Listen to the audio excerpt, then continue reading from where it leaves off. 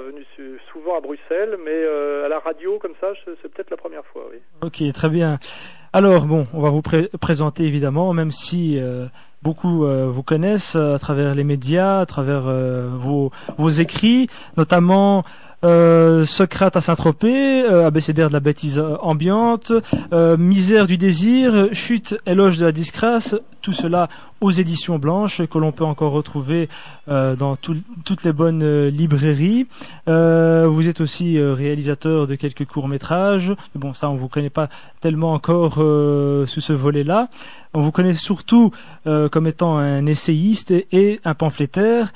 J'ai fait aussi un long métrage Oui. qui s'appelle Confession d'un dragueur, où j'avais donné le premier rôle à Saïd Tagmaoui, que certains connaissent ici, Oui. qui aujourd'hui fait une grosse carrière à Hollywood et qui est franco-marocain, et où j'avais fait jouer aussi Thomas Dutronc. C'est la première fois qu'on le voyait en acteur, qui depuis est devenu un chanteur à succès et qui était le fils de Jacques Dutronc. Donc j'ai fait du cinéma. Très bien. Et vous êtes évidemment, vous vous présentez vous-même comme un intellectuel français dissident. Oui, bien sûr, par référence ironique à ce qui se passait en URSS à une certaine époque où des intellectuels étaient persécutés par le régime. Voilà, donc il y a une dimension humoristique, mais en même temps c'est assez réel quand on comprend la situation française actuelle. Des comiques dissidents comme Dieudonné, il y a des intellectuels dissidents comme moi. Justement, vous étiez passé au Front National de Jean-Marie Le Pen il y a quelques temps de cela. Maintenant, c'était en 2009 avec Dieudonné justement. Vous êtes parti au parti antisioniste. Vous êtes présenté d'ailleurs aux... On a participé à la liste antisioniste, aux côtés du parti antisioniste. Voilà, donc vous avez changé, vous n'êtes plus au FN, me semble-t-il. J'ai été d'abord, il faut le rappeler, j'ai un parcours assez complexe, mais j'ai été aussi 7 ans au Parti communiste, dans les années 90, et j'ai été le conseiller de Le Pen et sa plume, celui qui écrivait ses discours, pour la présidentielle de 2007. Au moment où j'ai essayé d'insuffler une ligne de rapprochement avec les Français, on va dire, d'origine immigrée, sur une ligne de réconciliation nationale. Et n'ayant pas totalement réussi ce travail à l'intérieur du Front National, j'en suis parti et j'ai monté une association dont je suis le président aujourd'hui qui s'appelle Égalité et Réconciliation. Voilà. Dont le slogan est pour une réconciliation nationale. Voilà. Très bien, maintenant c'est sous cela qu'on vous connaît. Mais justement, vous ne le savez peut-être pas, mais la radio Almanar, ses auditeurs sont pour la plupart des auditeurs donc issus de l'immigration. On peut dire que c'est une radio communautaire. Radio communautaire, évidemment, en France, c'est plus les Algériens peut-être. Ici, en Belgique, à Bruxelles, les Marocains sont un peu plus nombreux. Mais bon, j'imagine, vous savez, les destins sont liés entre les Marocains et les Algériens. Il y a beaucoup de similitudes. Et même si vous allez vous exprimer sans doute dans un contexte français, les personnes... Ce qui compte, à mon avis, c'est qu'aujourd'hui, il y a une propagande qu'on appelle néoconservatrice et qui s'appelle le choc des civilisations, qui nous présente l'ensemble de ces gens qui ne sont pas forcément si proches que ça, enfin si proches qu'on le dit, mais les présente comme une espèce d'ensemble qui s'appellerait les Arabes et surtout les musulmans aujourd'hui et même les islamistes. Et moi, en fait, je fonctionne un peu on est obligé de fonctionner sur les catégories dominantes et qui sont les catégories un peu de l'ennemi aujourd'hui pour nous, c'est-à-dire on nous présente aujourd'hui une espèce de vague islamiste et colonisatrice de l'Europe, et nous c'est notamment à Égalité et Réconciliation, et mon travail à moi c'est de dénoncer un peu ce mensonge, de le décrypter et d'essayer de montrer la réalité beaucoup plus complexe et beaucoup plus pacifique qu'il y aurait derrière. Voilà. On va essayer de comprendre tout ça et on va essayer de se réconcilier. Alors, je prends ici le livre abécédaire de la bêtise ambiante. Premier point, Algérie. Alors, ce que vous en dites, c'est que c'est un pays corrompu, où règne l'intégrisme et le diktat de l'armée, et vous ne souhaitez qu'une chose, c'est finalement que la France y retourne. Non, d'abord, si vous lisez la phrase, vous verrez que c'est une phrase ironique et une phrase pamphlétaire, et qui dit en gros, plus je vois ce qui se passe là-bas, plus je me dis que leur seul espoir c'est qu'on y retourne. C'est comme quand j'ai dit, quand je vois ce que la République française a fait de la Révolution française, pour finir par Bernard Tapie et Sarkozy, c'était peut-être pas la peine qu'on coupe la tête du roi. Vous voyez, je suis un auteur subtil, mais je suis un auteur comique et je fais de l'esprit. Donc, et sur un même temps ironique, Monsieur Soral, est-ce qu'on peut dire, est-ce que la France est déjà partie de l'Algérie? Est-ce qu'elle est jamais partie de l'Algérie? Il y a une certaine France, monsieur, qui n'y est jamais allé, il faut déjà le savoir. 99% de la population française n'a jamais mis les pieds en Algérie, n'a pas participé à l'épopée coloniale, et on ne lui avait pas demandé son avis.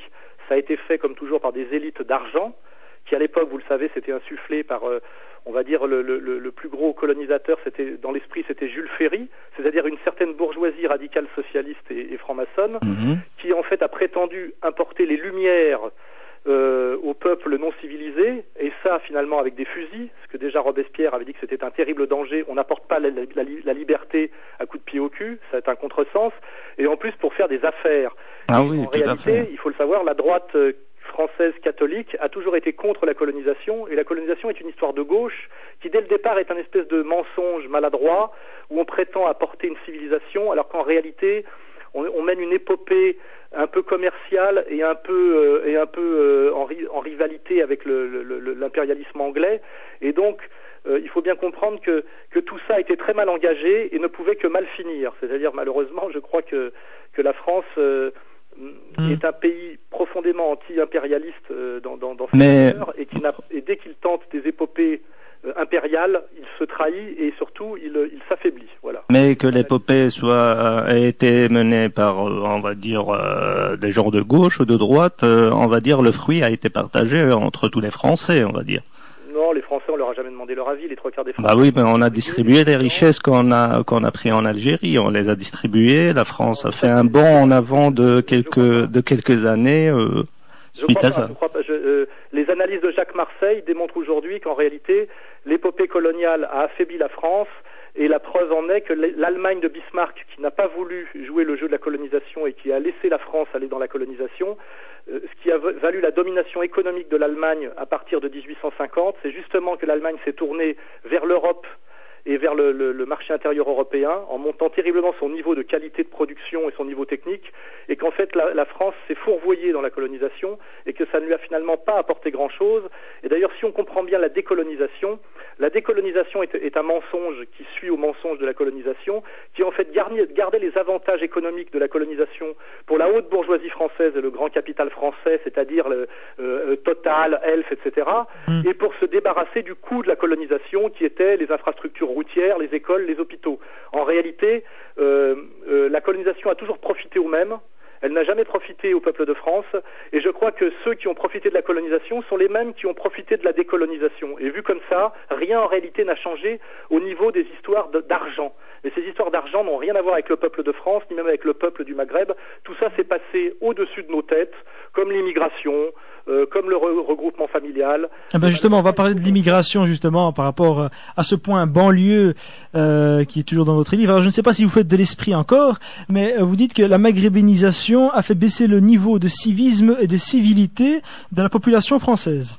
Oui, bien sûr, oui. Quand on a remplacé des banlieues rouges qui étaient entièrement tenues par les ouvriers communistes avec un très haut niveau de solidarité sociale et de civisme, et qu'on y a importé des gens issus de notre ancien empire colonial, avec animés forcément par un malaise lié à cette histoire qui est une histoire violente, on a forcément à un moment donné importé, comment dirais-je, de la crise ethnique en banlieue, et c'était une volonté pour cacher en réalité la crise sociale, car il faut bien comprendre que le système capitaliste qui crée de l'injustice sociale importe toujours, comment dirais-je, de l'ethnicisation pour casser la solidarité sociale par les rivalités religieuses et ethniques. Et d'ailleurs, ce que vous me dites depuis le début de notre conversation le démontre. Au lieu que les gens de banlieue soient solidaires car ils sont les mêmes victimes d'une bourgeoisie opprimante, et ben finalement, on met en rivalité, en concurrence violente, des blancs de souche avec des immigrés issus de l'ancien empire colonial, et au lieu qu'il y ait de la fraternité sociale, il y a des tensions ethnico-religieuses, et c'est ces clivages que nous essayons d'analyser et de dépasser, et c'est, quand on lit mes livres de A à Z et intelligemment, exactement la démonstration que je fais. Voilà. Donc effectivement, le constat il est valable, mais après c'est comment on sort de ce piège. Je pense que la violence des banlieues a été une volonté politique pour casser la solidarité sociale de l'ancien peuple ouvrier, et il faut avoir le courage de faire cette analyse pour sortir du piège. Oui, mais j'aimerais bien poser une question. Si c'était à refaire, Monsieur Soral, comment, et si vous aviez le pouvoir, comment vous auriez procédé? ben je n'aurais déjà pas fait le regroupement familial qui n'avait aucun sens économique, puisque ça s'est fait à partir de 1974, alors que le choc pétrolier était déjà là et qu'on était dans une période de chômage. Ils voulaient quand même retrouver leurs enfants, les hommes qui sont venus travailler en France, ils voulaient retrouver leurs femmes et leurs enfants. Eh ben, c'est pas de leur volonté, on leur a imposé. Ils voulaient retrouver leurs femmes et les enfants, ils pouvaient le retrouver au pays d'origine. Le regroupement familial n'a pas été un plébiscite des travailleurs immigrés qu'on serait allé sonder, comment dirais-je, dans les Sonacotra. Vous voyez, ça a été une volonté patronale de la France. On a des déclarations de Bouygues à ce sujet. On voulait en fait que ces gens qui renvoyaient leur argent au pays, finalement le dépensent en France en consommation avec leurs femmes et leurs enfants. Et je pense que tout ça est comme toujours des stratégies politiques et économiques. Oui, mais vous ne trouvez pas, Monsieur Soral, que des petites gens, oui. Mais c'était une manipulation qui effectivement a déclenché toute une série d'effets secondaires que nous vivons aujourd'hui, qui sont les tensions des banlieues, certaines haines, des manipulations du passé colonial ou de la décolonisation, et qui fait que la réconciliation du peuple de France dans sa diversité, comme sans doute peut-être en Belgique, est très difficile, et ces tensions du peuple dans sa diversité bénéficient au pouvoir et au pouvoir de l'argent. Voilà. Très bien, mais je pensais en fait par rapport à ce regroupement familial, on disait toujours que les Algériens et les Marocains aussi sont venus évidemment de force ou contre peut-être leur volonté, mais qu'en tout cas ils y ont trouvé l'argent, ils y ont trouvé le nouvel Eldorado en France et que finalement ils voulaient rester en France. Mais il y a aussi un élément qui est l'élément temps, c'est que pour un siècle et quelques années, ça aurait été difficile de maintenir des relations comme ça entre deux bords de la Méditerranée. Ces relations entre les deux bords de la Méditerranée ont toujours existé pour la France, qui est un pays... Non, je veux dire pour une famille, ça veut dire le père d'un côté, la famille de l'autre côté, j'imagine mal... Dans la logique d'après-guerre et dans la logique gaulienne, ces travailleurs venaient, d'ailleurs, c'était des accords qui étaient passés d'État français à État du Maghreb, sans demander l'avis à ces populations, qui parfois même étaient plus ou moins raptées dans les villages. Donc ce n'est pas une immigration volontaire, et ce n'était pas une immigration de peuplement. En réalité, jusqu'à cette génération d'aujourd'hui, les Maghrébins qui venaient travailler en France voulaient être enterrés dans leur pays d'origine. Donc en fait, eux-mêmes, de toute façon, n'étaient pas des Français. Ils étaient des travailleurs déplacés pour lutter contre une certaine misère, et aussi parce que des accords avaient été passés entre les États du Maghreb indépendants, ou soi-disant indépendants, et l'État français, qui étaient dans l'intérêt des puissances de ces deux pays, de leur bourgeoisie dominante, mais pas dans l'intérêt des peuples. Alors, Monsieur Soral, il y a un auditeur qui vous a écouté et qui m'a l'air en colère. Oui, s'il veut. Oui, monsieur, qu'on parlait de Maroc et de l'Algérie. Oui, les richesses que vous avez portées de là-bas du Maroc et de l'Algérie, il faut retourner les richesses là-bas. Qu'est-ce que vous avez laissé le Maroc et l'Algérie arriérés? Oui, on est venu uniquement pour prendre notre part, salopard va. Oh non. Okay. Il vous écoute, je pense que... Restons courtois, monsieur. Moi, je suis né en 1958, donc je n'ai pas pris part à tout ça. Et moi, le nous n'a aucun sens. Moi, je ne me sens aucun lien avec la France de Guy Mollet, de la 4e République et de François Mitterrand. Donc c'est comme si je disais vous, d'une manière générale. Ça, c'est typiquement le discours dangereux que pratiquent justement les anti-islamiques en disant vous les musulmans, nous les chrétiens ou nous les judéo-chrétiens. Ce vous et ce nous n'existent pas. Je n'ai pas assumé ni le passif colonial de la France, car moi je n'ai jamais participé à tout ça, et je ne veux pas non plus participer aujourd'hui à la propagande anti-musulmane menée par les gouvernements européens de plus en plus. Donc, mais vous ne niez pas l'aspect civilisateur de la France. Vous ne niez pas de participer à aucune propagande, parce que tout ça crée de la violence et de la bêtise, et que je pense que c'est l'intérêt du pouvoir, et l'intervention de ce monsieur en est la preuve. Il ne comprend pas très bien de quoi je parle, il se sent agressé bêtement, et du coup, au lieu qu'il y ait de la réconciliation et de la fraternité, il y a des tensions. Or, moi, ce que je veux dire, c'est que ni lui ni moi n'avons intérêt à ces tensions pour faire plaisir à Sarkozy ou à monsieur Wilders. Voilà. Et nous essayons, à égalité et réconciliation, avec des compatriotes musulmans, notamment, d'essayer de faire monter le niveau de compréhension des pièges qu'on nous tend. Voilà. Mais je tiens juste à rappeler qu'on est en direct et que les propos de ce monsieur, nous les contrôlons pas. Alors voilà. Ils sont révélateurs effectivement d'une incompréhension, d'une souffrance. Eh bien, on se retrouve juste après la publicité avec Alain Soral. Chers auditeurs, à tout de suite. pour les musulmans, les Algériens qui sont en France. Je ne sais pas, est-ce qu'ils pourraient se sentir inclus dans cette histoire? Déjà, il y a la France d'hier, et puis il y a la France d'aujourd'hui et la France de demain. Moi, je ne crois pas aux essences. Je dis, voilà d'où vient la France. La France est un pays, effectivement, dont les bases, on va dire, philosophiques et épistémologiques sont, on va dire, helléno-chrétiennes, parce que moi, je recuse le terme, par exemple, de judéo-chrétien. C'est-à-dire que elle fonde ses origines dans la démocratie grecque et aussi dans l'histoire du christianisme et plus particulièrement du catholicisme. Hein. Pas du judaïsme. Des grands penseurs, notamment entre le 15e et le 18e siècle. Et puis après, par son épopée coloniale liée au fait qu'elle a un pied dans la Méditerranée, elle se trouve liée profondément au monde de l'Afrique saharienne, subsaharienne et au monde musulman. C'est-à-dire que la France évolue, se transforme. Nous vivons en ce moment une période d'accélération de transformation de la France, et quand ça s'accélère, c'est toujours un peu chaotique. Le problème, c'est de savoir si on veut en sortir par le haut, ou si on ne veut pas en sortir par le bas, entre guillemets. Donc, une fois qu'on a admis effectivement que la France était un pays helléno-chrétien, on admet aujourd'hui qu'il y a en France, parce que moi je parle surtout de la France, qu'il y a 6 à 7 millions de musulmans en France, et c'est comment fait-on tous ensemble pour faire une France fraternelle et pour que ce soit positif, et donc échapper, comme je l'ai dit au début, au piège du conflit de civilisation qui consiste à monter, comment dirais-je, les Français de souche contre les musulmans et vice-versa. Oui, vous parlez de démocratie, vous liez le christianisme à la démocratie, et vous dites que la démocratie n'aurait pas vu le jour en terre d'islam, donc donc vous posez sans doute une opposition. C'est le fruit, c'est le fruit d'un processus occidental très arrogant d'ailleurs, parce que ça s'appelle démocratie de marché, démocratie d'opinion. Et moi, je vois pas pourquoi un musulman devrait se réclamer des valeurs d'une autre civilisation. Chez les musulmans, il y a la Oumma. La Oumma, c'est quelque chose, c'est un modèle civilisationnel qui a aussi, je crois, 1400 ans d'âge. Et la démocratie, c'est un modèle occidental. Moi, ce qui m'intéresse, c'est de voir aujourd'hui comment cette démocratie est imposée par la force au peuple musulman opprimé au nom de valeurs que la démocratie trahit systématiquement, ce qu'on appelle par exemple le devoir d'ingérence, qui justifie des bombardements sur des populations au nom de valeurs qui sont complètement inversées, n'est-ce pas? Donc moi, ce que je fais, c'est d'abord une mise au point épistémologique, et après je montre les mensonges et les fausses pistes. Donc oui, la France a inventé la démocratie, elle est un des inventeurs de la démocratie.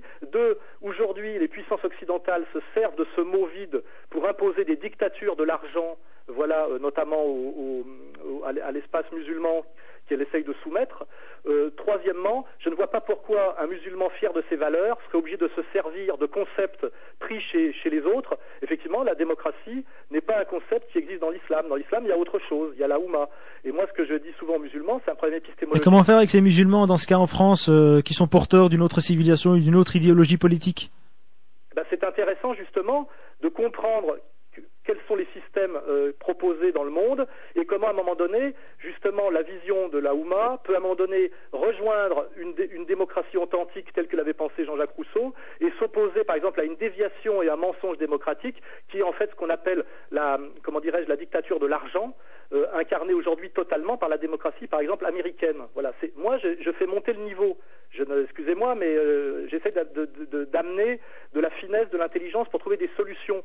Alors le piège de dire vous contestez, vous dites que les régimes musulmans sont pas démocratiques, ils n'ont pas à l'être parce que démocratie, ça fait partie de l'épistémologie occidentale helléno-chrétienne. Mais après, ce qui est intéressant, c'est de voir qu'est-ce qu'on met dedans, comment ça a été progressivement perverti, et que finalement peut-être la Oumma islamia est peut-être plus démocratique en ce moment que la pseudo-démocratie américaine. Ça, c'est intéressant comme sujet de discussion. Oui, mais Monsieur Soral, vous semblez oublier que la démocratie n'est pas qu'en France. Ce système de politique n'existe pas qu'en France. C'est un système européen. L'Amérique aussi se revendique de la démocratie. Oui. Et voilà, comment est-ce que vous croyez que maintenant des pays justement à qui on demande d'être démocratiques, comment peuvent-ils s'en sortir s'ils se disent ne pas être démocratiques ou aspirer à un autre système qui n'est pas démocratique? Par les bombes pour devenir une démocratie, vous pensez que M. Karzai incarne la démocratie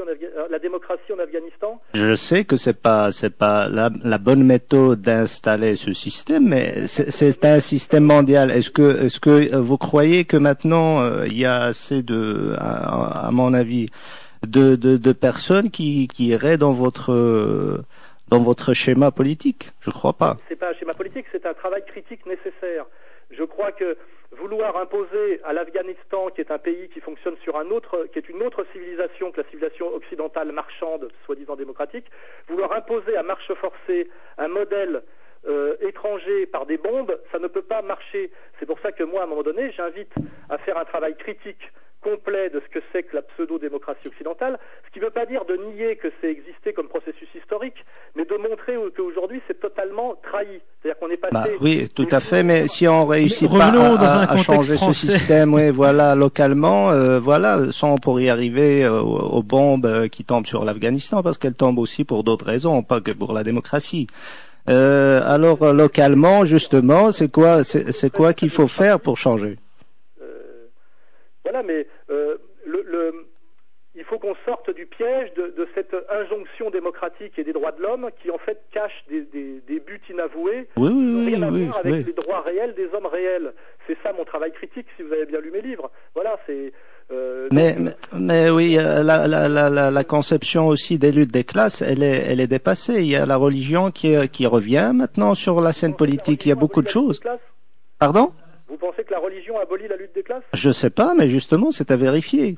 Oui, moi je pense qu'en banlieue, par exemple, la majorité des gens de banlieue qui sont, par exemple, de confession musulmane, sont aussi issus du prolétariat. C'est-à-dire qu'ils sont à la fois musulmans, mais aussi ils font partie de la classe sociale exploitée.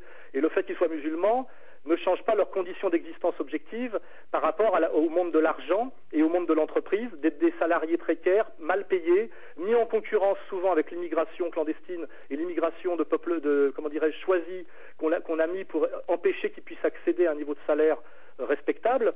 Et je crois qu'à un moment donné, ces choses-là ne s'opposent pas. C'est de voir qu'aujourd'hui, le pouvoir a tendance à masquer derrière une religion, et une religion qu'elle montre du doigt et qu'elle accuse, qui s'appelle l'islam, souvent des problèmes sociaux qu'elle a intérêt à cacher. Mais ce genre de mélange entre religion et système politique, on va dire... Bien sûr, il y a des musulmans, mais il y a aussi des musulmans qui sont par ailleurs des gens au chômage à un taux de 40% et qui souffrent pas parce qu'ils sont musulmans, mais qui souffrent parce qu'ils sont chômeurs et qu'on montre du doigt comme musulmans pour ne pas accepter de voir leurs problèmes réels, qui sont les problèmes réels de chômeurs, vous voyez. Tout à fait d'accord, mais ça c'est un problème de société. Ça, justement, par rapport à ces problèmes de société, ici, dans votre livre toujours abécédaire de la bêtise ambiante, dans le point délinquance, vous posez une bonne question qu'on se pose souvent nous aussi. C'est que la délinquance survient surtout chez les populations d'origine migrée, originaire. Et quand on dit d'origine immigrée, c'est évidemment on pense directement à Algérie, Maghreb, et vous constatez que cette délinquance ne vient que chez eux, particulièrement chez eux, et ne vient pas par exemple des Asiatiques. Pourtant, ils souffrent aussi du chômage. C'est que les Asiatiques qui sont issus d'un même problème de colonisation et de décolonisation que les Maghrébins et aussi violente, puisqu'il y a eu Dien Phu, n'ont par contre jamais laissé gérer leurs affaires par les antiracistes professionnels, vous voyez, qui en France sont les Bernard-Henri Lévy, les Julien Drey, etc., et ne sont jamais tombés dans ce qu'on appelle le communautarisme victimaire, qui consiste à la fois à insulter la nation dont finalement on fait partie, puisque les Français originaires du Maghreb sont français, à les insulter et en même temps à prétendre qu'ils veulent vivre parmi eux fraternellement et aussi demander des réparations. Le communautarisme victimaire est une stratégie catastrophique et en plus ce n'est pas compatible aux valeurs de l'islam. L'islam n'est pas une religion de pleurnichage et de quémandage. Voilà. Et malheureusement, le gros problème qu'ont rencontré les populations d'origine maghrébine en France, c'est que leurs dossiers d'intégration à la France ont été pris en charge par des associations antiracistes qui ne les représentaient pas du tout, car il faut le savoir en France que les gens qui parlent au nom des Français d'origine immigrée ne sont jamais choisis par ces gens-là, mais on leur impose des représentants qui ne les représentent pas ou très mal, n'est-ce pas? Vous pensez à qui particulièrement? Aujourd'hui, Malek Bouti ou le type de SOS Racisme, Sopo, voilà. Oui. Et le gros problème, effectivement, c'est que depuis 1960, depuis Mitterrand, on va dire, les Français d'origine immigrée sont manipulés systématiquement et finalement offerts à la crise comme bouc émissaire. Et je dis qu'il faut enfin qu'ils deviennent autonomes, enfin qu'ils élisent leurs propres représentants, enfin qu'ils arrêtent de laisser d'autres parler pour eux-mêmes. Et c'est parce que les Asiatiques et les Chinois et les Sino-Vietnamiens français interdisent à Bernard-Henri Lévy de parler de la colonisation indo-chinoise ou de parler en leur nom, qu'ils ont beaucoup moins de problèmes avec les Français de souche que les Français d'origine maghrébine. C'est ça mon analyse jusqu'au bout, et je pense que les gens qui m'écoutent et qui vivent en France et qui sont d'origine maghrébine et qui connaissent l'histoire de l'antiracisme français, que Dieudonné a dénoncé magistralement depuis quelques années, comprennent exactement de quoi je veux parler. Très bien. Oui, non, moi je comprends pas si vous dites que ces populations sont contrôlées et d'un autre côté vous leur demandez de se prendre en charge, de prendre leur avenir en main. Il faut des moyens aussi pour se prendre en charge. Ça vient pas tout seul. Ça se prend, ça ne se donne pas. Tant que les populations originaires du Maghreb quémanderont auprès du pouvoir, et qu'elles demanderont notamment qu'on finance leurs imams, vous voyez, etc., eh ben, elles seront dépendantes, parce que le pouvoir, ça se prend, et ça se prend par la solidarité, l'intelligence et un discours efficace. Donc, justement, jusqu'à présent, en réalité, on va le dire clairement, les populations d'origine immigrée française, sans qu'on leur demande leur avis, ont été pris en charge, notamment par le Parti socialiste, qui a mis en place un réseau de faux représentants qui en réalité leur faisait beaucoup de tort, car en réalité on se rend compte aujourd'hui que SOS Racisme n'était pas un mouvement qui luttait contre le racisme, mais un mouvement qui devait sauver à tout prix le racisme et la lecture raciste des choses pour qu'on ne comprenne rien à la violence économique qui s'opérait en France, notamment depuis 1983, c'est-à-dire le virage de la rigueur. Voilà. Est-ce que le Front National n'a pas essayé d'avoir cet électorat? Vous dites que le PS a réussi de les avoir. Pourquoi le Front National n'a pas réussi, puisqu'il a un discours aussi cohérent que vous le présentez? Cette question n'a pas beaucoup de sens. Mais vous me dites qu'ils se font manipuler par le Parti socialiste. Pourquoi le Front National n'a pas réussi? Mais le Front National n'a pas essayé. Le Front National a construit son identité sur la peur de l'immigration, qui était en partie légitime, et sur la dépossession des Français de leur identité, de leur identité culturelle. Mais à un certain moment, on voyait des personnes issues de l'immigration qui figuraient aussi au Front National. Oui, vous savez très bien que c'est marginal. Or, le Parti socialiste a fait un travail de terrain, notamment en banlieue, depuis 30 ans, à travers des associations subventionnées par l'État, SOS Racisme, Ni pute ni soumise, qui n'a rien à voir avec le fait que le Front National, l'aile gauche du Front National, tende la main aux Français d'origine immigrée sur une réconciliation patriote. Ça, au Front National, c'est assez marginal, et d'ailleurs c'est assez courageux.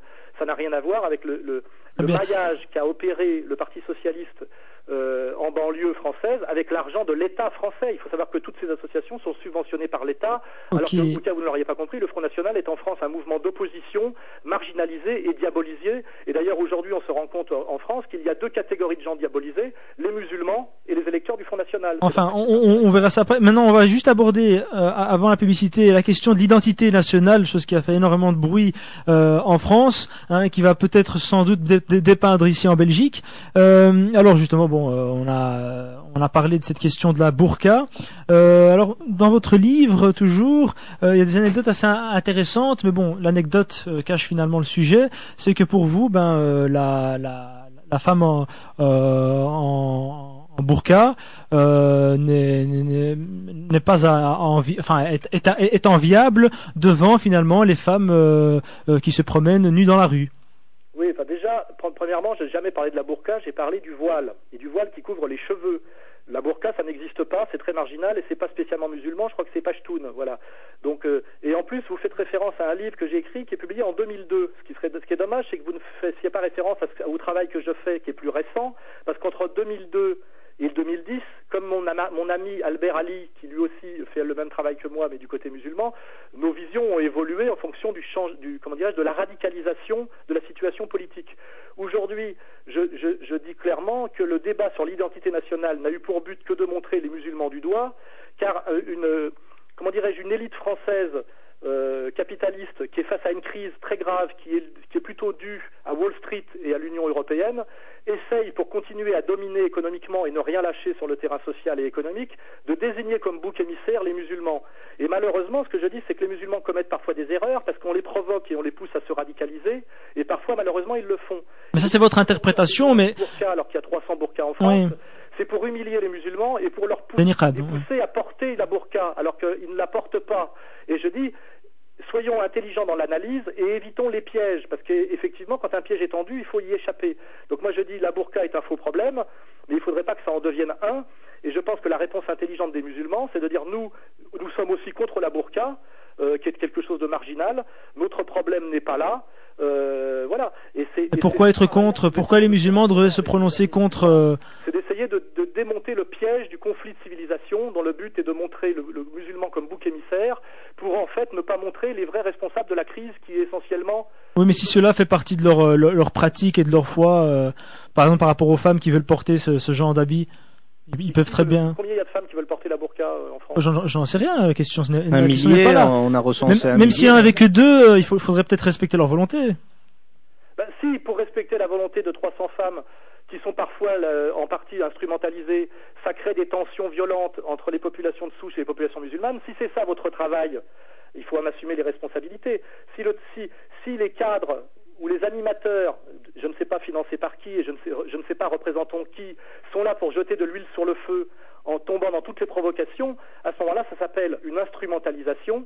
Et ce n'est pas du tout la même chose qu'une représentation intelligente et légitime d'une communauté. Voilà. Donc moi. Ah oui, mais si on part dans le schéma de l'instrumentalisation, tout le monde peut être instrumentalisé, Monsieur Soral. Oui, tout le monde peut être instrumentalisé. Oui. En ce moment, on a par exemple là, en France un imam de la mosquée de Drancy qui effectivement pousse les hauts cris en disant qu'il est menacé par les musulmans, etc., qui est allé au dîner du CRIF et qui tient des propos voilà, qui ne vont pas dans le sens de la réconciliation. Voilà. Alors, pourtant, dans son intention, il veut réconcilier les musulmans avec les juifs, me semble-t-il, avec la communauté juive. Ils sont 1% de la population française, il n'y a aucun problème avec eux. Je ne pense pas que le problème en France soit de réconcilier les musulmans avec les juifs. C'est que les Français de souche voient les musulmans autrement que comme les médias les montrent et Hollywood. Ok, on va continuer juste après la publicité. Chers auditeurs, sur Radio Almanar 106.8 à Bruxelles, à votre émission Regard critique avec Alain Soral. Alors Alain Soral, nous parlions juste avant à la publicité d'un possible problème en France, un problème communautaire entre musulmans et juifs, et que finalement l'imam de Drancy n'a fait qu'apaiser, s'est mis dans la voie de la réconciliation entre ces deux communautés. Est-ce que vous partagez cette vision? Absolument pas, c'est une vision qui frise l'escroquerie. Ah. Voilà. D'ailleurs, ce qui est étrange, c'est qu'on nous parle de problèmes entre musulmans et juifs. À mon avis, il y a une question effectivement qui touche à la sensibilité de chacun sur la question palestinienne et qui est centrale, effectivement. Mais ça n'a rien à voir avec je dirais, le problème, comment dirais-je, des communautés en France. Les juifs sont 1% de la population française, et c'est pas avec les juifs que les musulmans ont des tensions. C'est avec les Français de souche, à qui les médias et le pouvoir a dit que les musulmans étaient des envahisseurs, qui avaient un projet de soumission et de dimitude pour les Français. Alors effectivement, ce qui est étrange, c'est que les gens comme Bernard-Henri Lévy ont un peu tendance à propager ce discours de type néoconservateur et à systématiquement montrer les musulmans du doigt, et il se trouve que ces gens effectivement appartiennent souvent à la communauté juive. Mais quant à savoir ce que les juifs en pensent au niveau de la rue, on n'en sait rien. Voilà. Donc moi ce que je pense, c'est que les musulmans aujourd'hui ont un problème de compréhension réciproque avec la population française qui majoritairement est non juive, puisque les juifs sont à peine 1% de la population. Donc penser que les musulmans doivent se réconcilier avec les juifs, ça c'est le problème de l'imam de Drancy, mais c'est totalement marginal. C'est comme le dîner du CRIF, c'est un dîner communautaire qui représente 1/6 des juifs qui sont déjà que 1%. C'est un problème effectivement politique, parce que ce dîner surmédiatisé est étrange, mais la question n'est pas du tout là. La question, c'est la réconciliation des Français d'origine immigrée et de religion musulmane avec les Français de souche dans les quartiers où ils sont, comment dirais-je, côte à côte, qui sont souvent les quartiers populaires. Hein. C'est pas dans le 16e arrondissement de Paris ou dans à Neuilly. Parce que étant donné qu'il y a beaucoup de chômage dans ces quartiers-là, aujourd'hui, des petits manipulateurs essayent de faire monter des tensions ethnico-religieuses pour empêcher les solidarités sociales, voilà. Et c'est contre ça que nous devons lutter par un travail de compréhension mutuelle qui demande un travail d'intelligence des deux côtés. Voilà. Alors, il y a un auditeur de votre mouvement, justement. Vous avez des ramifications jusqu'en Belgique, le mouvement Égalité et Réconciliation. Bonjour. Oui, bonjour. Attendez, je vais éteindre ceci. Est-ce que vous m'entendez? Oui, éteignez votre radio si vous le voulez bien. Oui, voilà, je l'ai éteint. C'est Travis, je suis sympathisant, donc Égalité et Réconciliation ici sur Bruxelles. Salut à toi, camarade. Salut camarades.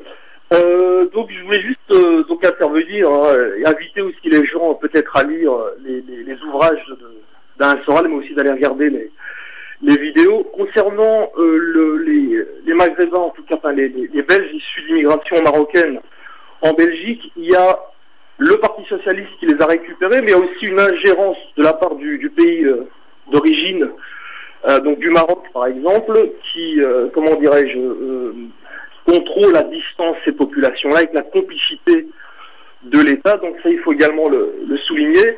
Alors, pour la Belgique, beaucoup plus compliqué parce qu'il y a aussi les Flamands et les Wallons, donc il y a une réconciliation, comment dirais-je, beaucoup plus, qui demande beaucoup plus d'efforts parce qu'il y a les Flamands et les Wallons, et puis à l'intérieur vous avez donc les gens issus de l'immigration. Oui, alors si vous pouvez juste aller directement à votre question. Oui, voilà, c'était pas vraiment une question, c'est juste pour voilà, apporter encore d'autres éléments. Je voudrais juste, par rapport à la personne qui s'est fâchée tout à l'heure et qui a traité Alain Soral de salopard, de bien comprendre que on incite les citoyens belges d'origine marocaine, on leur fait croire qu'ils ne sont pas belges, mais qu'ils sont uniquement marocains. Donc il y a aussi un travail qui est fait de la part de certains animateurs, de la part des enseignants et de la part du milieu associatif pour convaincre les Belges d'origine marocaine qu'ils ne sont pas belges et qu'ils sont marocains. On les fait croire aussi qu'ils sont musulmans au-delà d'être belges. Hein. Ça, c'est aussi la nouvelle version aujourd'hui qu'on a. Ils doivent être belges d'obédience musulmane, comme on peut être belge et catholique ou juif ou que sais-je. Mais oui, évidemment, mais vous allez aussi savoir qu'il y a un grand aussi, un mouvement qui commence à naître et qui est fier d'affirmer son islamité. Ça c'est une dimension contemporaine, je dirais. Mais l'islamité n'est pas incompatible avec la citoyenneté européenne, belge. Je veux dire, on peut être belge et musulman, quoi. Je veux dire, c'est très bien. Il y a juste ce détail, et c'est un travail d'éducation qu'il faut faire auprès des jeunes. Et malheureusement, il y a beaucoup d'éducateurs dans certaines communes ici à Bruxelles. Bien, on vous remercie. Certains bourgmestres qui nous mettent des bâtons dans les roues, qui nous font passer constamment pour des gens de l'Orient avec les tapis volants et les oreilles couscous. Donc on doit mettre un terme à ça et convaincre, faire comprendre qu'ils sont belges. Voilà. Merci beaucoup. Je salue à nouveau Alain Soral et j'invite tout le monde à lire ses ouvrages parce que. Et aussi d'ailleurs, j'en profite pour dire d'aller sur le site égalitéréconciliation.fr où il y a tous les textes, toutes les vidéos, tout le travail que nous faisons, moi et mon association, au quotidien. Parce que là, on fait toujours référence à un livre qui a plus de 8 ans d'âge, mais nous avons depuis avancé, travaillé. Nous avons par exemple dans notre association Égalité Réconciliation plus de 30% d'adhérents qui sont de confession musulmane, tout en étant des patriotes français, puisque nous sommes sur la question française. Très bien, justement, alors par rapport à ces patriotes musulmans, parce qu'on en parlait là tout de suite, où on renvoie finalement l'arabe à son arabité ou à sa marocanité, vous devez savoir, Monsieur Soral, qu'il y a des musulmans aujourd'hui qui affirment une certaine islamité. Je vous parle pas évidemment de certaines personnes. Par exemple. Pardon ? En quoi ça s'oppose au fait d'être français? Justement, par rapport au concept de Oumma, des gens qui partagent une vision politique internationaliste. Oui, il y a les chrétiens aussi. Le monde chrétien, c'est des gens qui partagent des valeurs, et puis ils peuvent être par ailleurs allemands ou français, et ils se sont fait 2 guerres mondiales où ils se sont exterminés à plusieurs millions. Et il y a dans le monde de la sensibilité, je dirais, musulmane de la Oumma. Vous avez qu'à voir le dernier match Algérie-Égypte. Ils se sont tapés sur la gueule. C'est-à-dire que, effectivement, la Oumma est une Oumma spirituelle. Mais là, vous les prenez toujours sous leur volet national. Moi, je vous parle plutôt du volet spirituel qui fait que l'Algérien et le Tunisien s'entendent. C'est dangereux. Parce que sur le plan politique, il n'y a pas plus opposé entre eux que les nations musulmanes. Et surtout, quand je prends, par exemple, les régimes maghrébins dont souvent vous vous réclamez, je vous ferai remarquer qu'il n'y a pas moins démocratique que les régimes du Maghreb, et que là où les musulmans sont le plus persécutés parce que musulmans, c'est dans les pseudo-démocraties du Maghreb. C'est là où il y en a le plus en prison et qui sont le plus persécutés. Je ne vais pas vous rappeler ce qui s'est passé en Algérie dans les années 90. Oui, mais prenons par exemple la France et la Belgique, par exemple, où on a par exemple des travaux sociologiques par rapport à la démographie à Bruxelles. On annonce que dans 20 à 25 ans, la population bruxelloise sera majoritairement maghrébine, donc on peut extrapoler musulmane. Et par rapport à la France, il y a aussi des constats que l'on pourrait qualifier d'alarmants par certains. Mais ça, je pense qu'Emmanuel Todd y a répondu très intelligemment déjà. Pour que ça se soit vrai, bon déjà c'est pour faire peur aux gens, il y a une réalité derrière, mais c'est quand même toujours une version qui pourrait inquiéter les Français de souche ou les Européens de souche. Pour que ce que vous dites soit vrai, il faudrait déjà que les Français continuent, ou les Belges, à ne pas faire d'enfants, parce qu'on les empêche de faire des enfants par des tas de lois qui les empêche de faire plusieurs enfants. Et il faudrait aussi que les Maghrébins récemment arrivés maintiennent leur taux de fécondité, qui était le taux de fécondité qu'ils avaient en tant que gens du Maghreb. Or, on sait très bien, ce sont des lois sociologiques, que quand on s'européanise, le taux de fécondité tombe finalement au niveau européen. On le voit notamment avec les Turcs en Allemagne, que c'est une question de temps, et que finalement les Maghrébins qui s'installent et qui réussissent leur vie en France ou en Belgique finissent par faire 2 enfants comme les Français. Et voilà, donc je pense que ces statistiques sont stupides parce qu'elles maintiennent des constantes sans tenir compte des évolutions sociologiques. Or, on sait très bien qu'une famille maghrébine qui s'installe, qui vient des montagnes de l'Atlas pour s'installer en banlieue parisienne, au bout de 2 ou 3 générations ne fait pas 7 à 8 enfants mais n'en fait plus que 2. Donc ces statistiques sont virtuellement fausses. Et puis par ailleurs, la dénatalité européenne qui est liée à une influence politique aujourd'hui où on empêche par tous les moyens aux femmes européennes de faire des enfants et de les élever, peut très bien évoluer avec des changements politiques.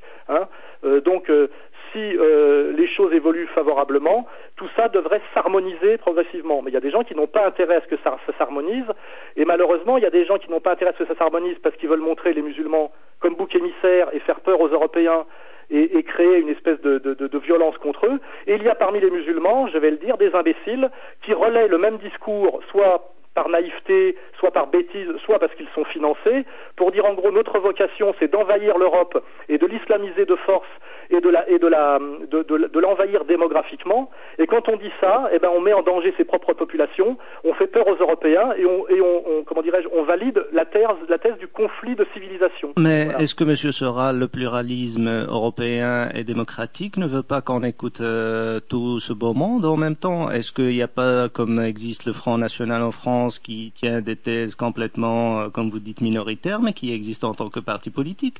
Ici en Belgique, on a le Vlaams Belang qui tient aussi un discours qui est, on va dire, à contresens. Mais pourquoi toujours exclure certains discours quand il s'agit de personnes? Certains discours, monsieur, votre discours de pluralisme démocratique, qui est de la langue de bois intégrale, est le discours majoritaire du pouvoir et de tous les médias.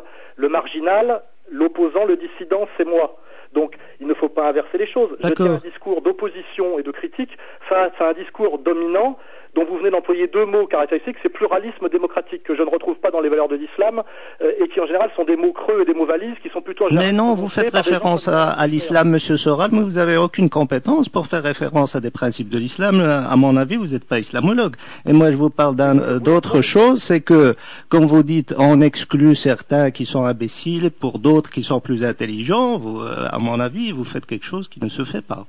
Non, mais moi je sais très bien reconnaître un certain type de discours, quand des gens veulent aller vers la réconciliation, ils posent des questions de manière à aller vers la réconciliation. Quand toutes leurs questions sont posées de manière à maintenir des tensions et à les aggraver, je ne suis pas né de la dernière pluie, je comprends ce qui est en train de se jouer. Donc moi je m'adresse à vos auditeurs, j'essaie de me faire comprendre, je leur dis lisez mes livres. Bah oui, nous aussi on s'adresse à nos auditeurs qui ne sont pas aussi nés de la dernière pluie, et nous aussi on n'est pas nés de la dernière pluie, vous savez. Hein. Très bien, oui.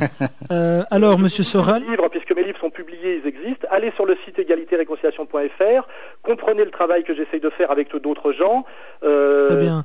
Monsieur Soral, et jugez par vous-même, voilà. Il y a un point justement qui fait polémique. C'est les Twin Towers dans votre livre toujours.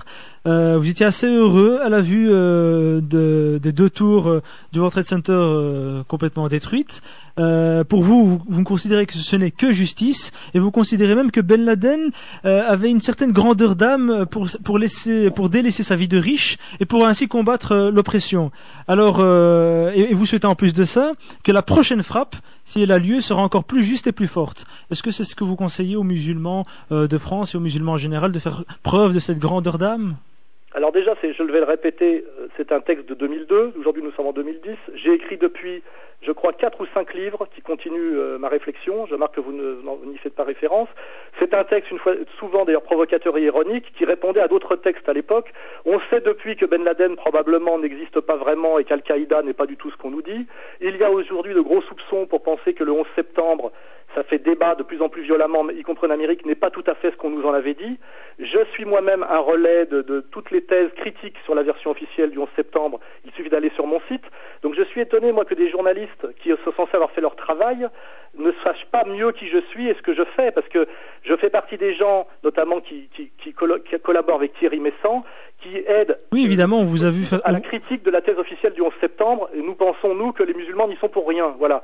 Donc, ce texte de 2002 était un texte un peu provocateur et ironique. La question que j'ai citée ne se situe pas dans le sens que c'était les musulmans ou pas qui l'ont fait. Hein, parce c'est important quand même comme question. Non, mais je vous dis uniquement, vous étiez content à la vue de ces 2 tours détruites. J'estimais, moi, que compte tenu de la violence que faisait subir l'Empire américain au reste du monde, et notamment ce qu'ils avaient fait subir notamment aux Irakiens, que c'était ce qu'on appelait un retour de bâton, et qui comprenait ce que c'était finalement que de se faire raser sa capitale à coups de bombe. Donc pour vous, ce n'est que justice finalement, c'est ça? Émotionnelle. Oui. Et je disais finalement peut-être que, et d'ailleurs le texte ne disait pas ça, il disait peut-être que les Américains vont enfin comprendre de ce que c'est que de subir une violence aveugle et que les réactions que ça peut générer de souffrance et de colère. C'était ça le texte. Mais c'était un texte que j'ai écrit au lendemain. Est-ce que vous continuez à soutenir que c'est une forme de justice, cette frappe le 11 septembre? On dit que ça ressemble quelque part à de la justice immanente, oui, bien sûr, oui, parce que je vous ferai remarquer que le 11 septembre a tué 2500 personnes et que la guerre d'Irak, de pacification de l'Irak, a tué 1 million d'Irakiens. Et moi je dis que l'obscénité, c'est de comparer 2500 morts américains à 1 million de morts irakiens, sans doute parce qu'un arabe vaut moins cher qu'un américain. Mais vous savez que si ça tombe dans l'oreille d'une personne, n'importe qui, par exemple un musulman de France, quelqu'un qui travaille avec vous par exemple, et qui est épris par ce sentiment de justice là, et qui le fait, il pourrait le faire, vous voyez, en vous écoutant. Non, en vous écoutant. Vous le condamnerez? Non, en vous écoutant, puisque c'est vous qui avez choisi de ne choisir que des extraits à charge dans un livre qui date il y a bientôt. Non, le travail que je fais de réconciliation. Donc je comprends de mieux en mieux le piège dans lequel je suis tombé. Je me défends du mieux que je peux. Ce n'est pas un piège. La réconciliation s'appelle égalité et réconciliation, et je pense que tout ce que je vous ai dit depuis le début de mes interventions va dans ce sens. Donc voilà, donc je suis étonné. Mais vous avez beaucoup de positions, vous. Procédé. Oui.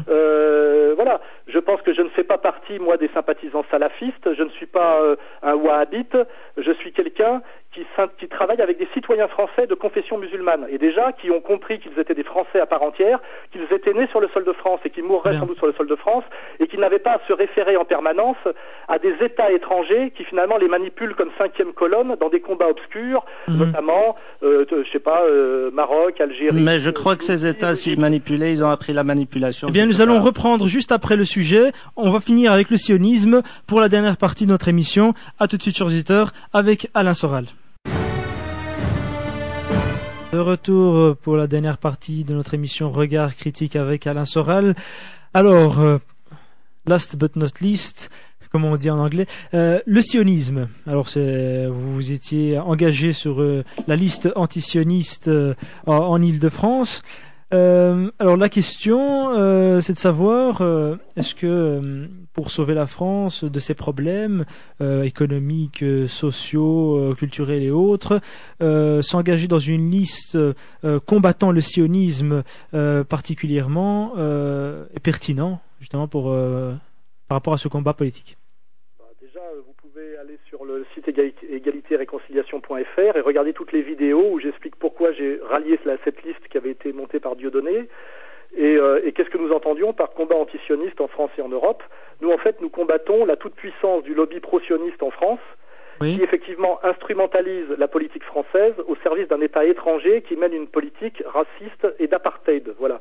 Donc c'est très pertinent parce que notamment en France, on s'en rend compte peut-être encore plus qu'en Belgique, tout le débat français est piégé par la question sioniste et toutes les diabolisations fonctionnent sur ce sujet-là. L'affaire Dieudonné est exemplaire. Voilà. Et notamment aujourd'hui, il est de l'intérêt des sionistes et donc du lobby sioniste français de montrer systématiquement les Arabes comme des terroristes, de nous montrer une version toujours diabolisée et délirante de la résistance du Hamas ou du Hezbollah, et ça a une grosse conséquence sur la vision des Français à travers les médias, sur une certaine colère des populations musulmanes en France, notamment des banlieues et socialement pauvres, qui se sentent finalement un peu comme des Palestiniens. Et donc c'est une question qui est symboliquement et politiquement très importante, et simplement qu'il faut résoudre en disant ne laissons plus finalement le sionisme nous piéger. Or aujourd'hui, en réalité, on a bien remarqué que le sionisme, Monsieur Soral, est porté par des personnes. Quelles sont-elles? Où elles se trouvent? À quel niveau de pouvoir? Le lobby sioniste en France? Oui, enfin les sionistes. Quelque chose qui s'appelle le dîner du CRIF. Oui. Oui, bon ben voilà, vous voyez une association communautaire, même pas religieuse d'ailleurs, laïque, qui représente officiellement un juif sur 6, qui convoque l'ensemble des représentants de la République française, avec le Premier ministre François Fillon qui se prosterne devant une communauté qui en plus exige, se revendique de la défense des intérêts d'Israël inconditionnels. Voilà, donc nous avons un problème en France qui est cette toute-puissance du CRIF, voilà, qui prétend pratiquement aujourd'hui représenter la République, alors que c'est une organisation communautaire qui est profondément anti-républicaine, et ça nous donne en gros la gravité du problème. C'est d'ailleurs un problème qui commence à inquiéter certains juifs patriotes français intelligents comme Éric Zemmour, qui commencent à dire à Bernard-Henri Lévy, arrêtez d'instrumentaliser la communauté juive dans vos combats sionistes, arrêtez d'instrumentaliser la communauté juive dans votre importation du conflit de civilisation en France et de diabolisation des musulmans, parce qu'effectivement ça crée des tensions, dont en dernière instance les juifs seront les victimes. Donc aujourd'hui il y a un front du refus de cette stratégie du conflit de civilisation, y compris partagé par les citoyens français de confession d'origine juive, qui comprennent très bien le danger de ce jeu de la tension. Voilà. Donc nous avons fait cette liste antisioniste pour dire il faut que les sionistes arrêtent en France de manipuler et de monter tout le monde contre tout le monde pour les intérêts d'un pays étranger qui pratique une politique d'apartheid. Voilà. Ce discours, il est clair, il est innégociable, c'est une question de morale, surtout après ce qui s'est passé à Gaza pendant l'opération Plomb durci, vous voyez, et il faut que nous en sortions tous par le haut, voilà, et c'est ce que je fais une fois de plus en essayant d'expliquer comment et pourquoi, et ce combat est partagé par beaucoup de Français de confession et de religion juive, il faut bien le savoir, Oui, mais à ce moment-là, comment est-ce qu'on fait la différence pour ne pas impliquer toute la communauté juive dans ce combat, Monsieur Soral, tout en sachant que la communauté juive, elle est assez représentée? Il y avait un rabbin antisioniste avec nous, voilà. C'est quand même un symbole assez fort. Ouais. Si vous le dites, mais selon je dirais pas des statistiques, mais selon une carte, on va dire européenne, la France est représentée comme le pays où il y a la plus grande concentration de juifs. Alors, si on va 1% de la population française. Oui, de la population française, mais par rapport aux autres États européens, c'est là où il y a la plus grande concentration. Et alors, justement, l'État doit manier cela comme il manie la présence des musulmans, comme il manie la présence d'autres religions sur son sol. Non?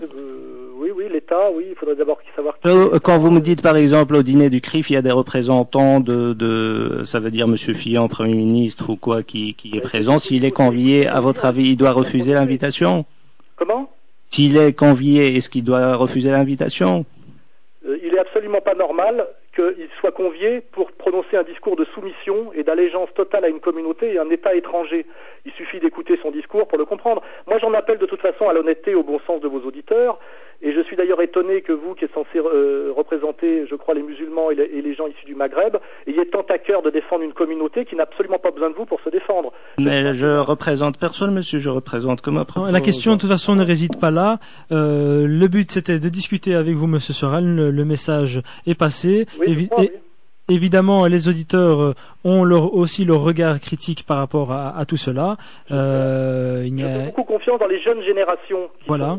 Tout à fait. Pas les anciennes, effectivement, qui sont nées en Belgique ou en France, qui se considèrent à part entière comme citoyens belges et français et qui veulent réussir leur vie. Vous savez, monsieur, dans la communauté maghrébine musulmane, il y a des courants contradictoires. Il n'y a pas une pensée unique. Oui, mais il y a surtout des gens qui dépendent de puissances étrangères et qui aussi. Monsieur Soral a l'air de faire une catégorisation. Alors, il prend les catégories qui l'intéressent et il rejette les autres. Et moi, j'aime pas ce genre de discours. De toute façon, là n'est pas la question. En tout cas... Bien sûr, c'est la question. Quand on voit le jeu que joue, par exemple, le gouvernement égyptien dans l'encerclement de Gaza, effectivement, il faut toujours se méfier quand on a un interlocuteur musulman, de savoir s'il parle en tant que belge musulman ou égyptien musulman proche du pouvoir égyptien. C'est très important de comprendre ce genre de choses. C'est très complexe et très subtil. Et on peut dire la même chose pour le Maroc, pour la Tunisie. Et on peut dire la même chose à votre rencontre. Quand on écoute quelqu'un, un ancien du Front National, on peut se dire aussi, est-ce que c'est une politique du low cost? On envoie quelqu'un tout en sachant que, bon, il a des idées peut-être aussi. C'est pas un pays étranger, le Front National, monsieur, déjà? Oui, je sais, mais oui, c'est la même chose. Et c'est un parti relativement de résistance, voilà. et de résistance aux mêmes forces aujourd'hui qui persécutent les musulmans, au cas où vous l'auriez pas compris. La diabolisation de Le Pen est faite par les mêmes que ceux qui diabolisent les musulmans aujourd'hui. Alain Soral, merci beaucoup d'avoir participé à notre émission. C'est mon devoir. Merci. C'est difficile, mais c'est mon devoir et je m'adresse toujours aux auditeurs, moi. Et je dis, allez voir aux sources, à la vérité, c'est-à-dire ce que j'écris, parce que ce que j'écris, voilà, je l'écris, je le publie.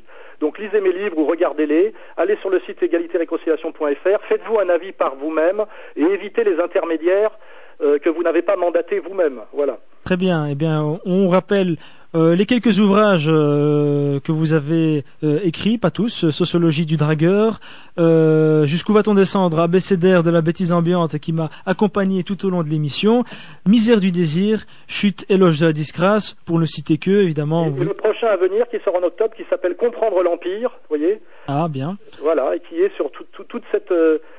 effectivement ce qui se passe en ce moment là au niveau global, au niveau mondial, qui est la marche forcée vers le nouvel ordre mondial, notamment en ce moment sur la diabolisation des musulmans qu'on essaye de soumettre, comme on a soumis à un moment donné l'espace chrétien à la loi totale de la marchandise et du capital. Voilà. En vous remerciant, Monsieur Alain Soral. Merci, Monsieur Soral. De m'avoir donné la parole.